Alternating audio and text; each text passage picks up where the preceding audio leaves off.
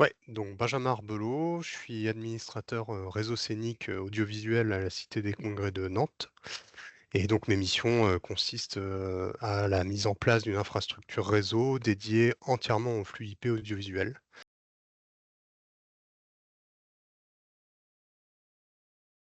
Alors nous, c'est un peu particulier, c'est qu'on utilisait très peu au final de vidéos sur IP, mais c'est vrai que les seuls protocoles qu'on utilisait, c'était plutôt de l'ordre de petits protocoles, assez légers en SRT, des flux DP, propriétaires, sur, certaines marques, mais il n'y a jamais eu vraiment de consensus, trouvé. Donc là, c'est vraiment un grand pas justement de passer sur un vrai protocole, IP et qui plus est 2110 qui est un standard, quoi.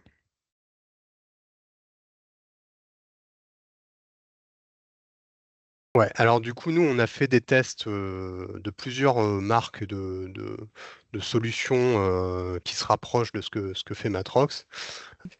Donc Matrox est vraiment, sorti du lot, le fait qu'il y a un lien entre l'IPMX et le ST2110, il y a vraiment cette notion d'interopérabilité, et ça déjà c'est un pas qui est très fort, parce qu'on n'avait pas envie de partir sur un protocole qui demain pourrait finir du jour au lendemain. Nous, on était vraiment intéressés pour partir sur quelque chose de standardisé. Donc le 2110 étant quand même très contraignant, l'IPMX, est vraiment le bon compromis, pour une mise en place, on va dire, simple dans un premier temps.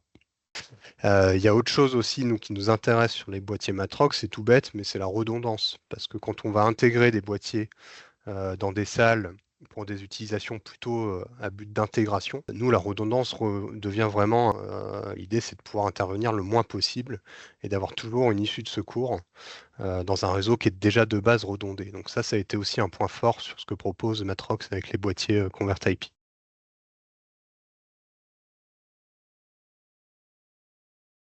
Évidemment, je recommanderais, la solution, IPMX, 2110 tout simplement parce qu'on est sur un vrai consensus. On est vraiment sur un standard, en tout cas sur la partie 2110 et l'IPMX rajoute une couche de protection, et une certaine accessibilité à un protocole qui est de base pas forcément, simple à mettre en œuvre et demande des connaissances réseau assez poussées.